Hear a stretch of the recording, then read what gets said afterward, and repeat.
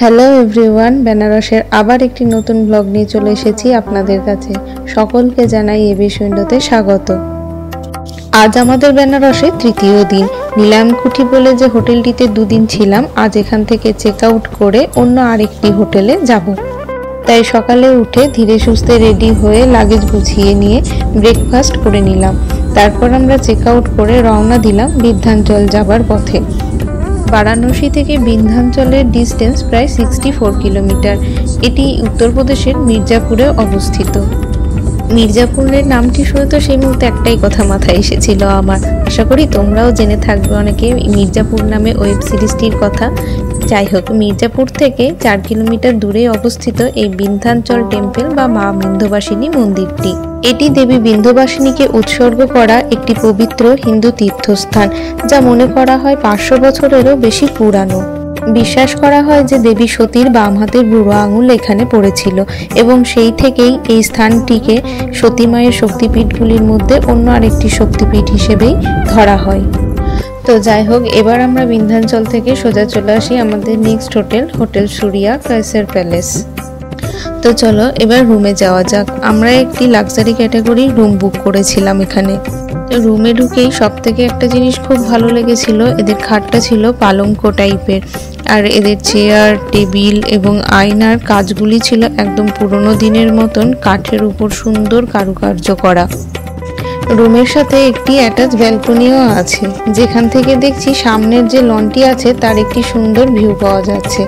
আর এই প্যালেসটির চারিধারটা বিভিন্ন গাছপালা দিয়ে সুন্দরভাবে সাজানো গোছানো রয়েছে, দেখেই চোখ জুড়িয়ে যাচ্ছে। এরপর আমরা লাঞ্চ করে একটু রেস্ট নিয়ে রেডি হয়ে নিলাম বেরোবো বলে। তো বেরোনোর আগে দেখছি লনটিতে ডিনারের জন্য খুব সুন্দরভাবে অ্যারেঞ্জমেন্ট করা হচ্ছে।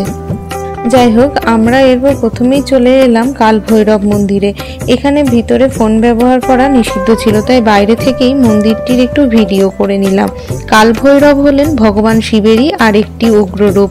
কাল ভৈরব হলেন তিনি, যিনি মৃত্যু ও সময় উভয়কেই ভয়কে দূর করে। এমনকি মৃত্যুও কাল ভৈরবকে ভয় পায় বলে বিশ্বাস করা হয় এখানে। এখান থেকে চলে এলাম মহামৃত্যুঞ্জয় মন্দির এবং তারপর চলে এলাম বেনারসের আরেকটি প্রসিদ্ধ ঘাট নমঘাট।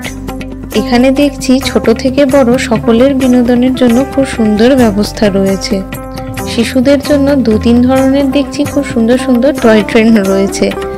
আর এই যে রয়েছে ঘাটে নম স্থাপন করা, কি আর বলবো, এর সামনে মানুষের ফটো তোলার জন্য যে এত ভিড়, আমরাও অনেকক্ষণ ওয়েট করার পর ফটো তোলার সুযোগ পেলাম। এটি হলো বারাণসীর সবচেয়ে বিখ্যাত পণ্ডিত মদন মোহন মালব্য সেতু, যা এই ঘাটের কাছ দিয়েই গেছে। এছাড়াও দেখছি গঙ্গার ধারে সময় কাটানোর জন্য খুব সুন্দর সুন্দর অনেকগুলি বসার ব্যবস্থাও রয়েছে। যাই হোক, আমরা তো এখানে খুব সুন্দর সময় কাটালাম। তোমরাও কমেন্ট করে জানিও তোমাদের কেমন লাগলো। আমরা এখান থেকে হোটেলে চলে এলাম। এসে দেখি লনের মধ্যে একটি সুন্দর ডিনারের ব্যবস্থা করা হয়েছে। অবশ্য ডিনার অলরেডি স্টার্ট হয়ে গেছে, তাই আমরাও এই লনেই ডিনার করব বলে বসলাম। রাত্রে এই লাইটিংয়ের জন্য প্যালেসটি আরও যেন সুন্দর লাগছে দেখে।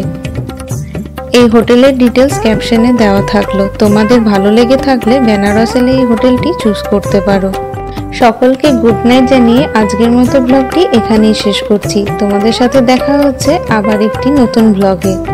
ভিডিওটি ভালো লেগে থাকলে প্লিজ লাইক অ্যান্ড কমেন্ট আর সাবস্ক্রাইব করতে ভুলো না কিন্তু। Thank you.